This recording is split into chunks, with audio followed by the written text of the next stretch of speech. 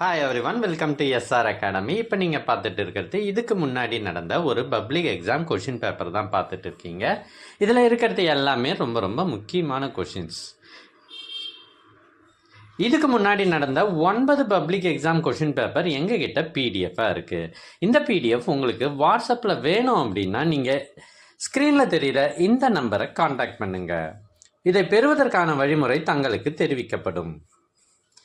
நிறைய public exam question papers படிச்சுட்டு போகிறது மூலமாக நாம் எந்த கேள்வி வரும்ன்றத ஈஸியாக கணிச்சிடலாம். கொஷின் பேட்டர்ன் உங்களுக்கு தரவாகிறதால நீங்கள் ஸ்பீடாக எழுதியும் முடிக்கலாம்.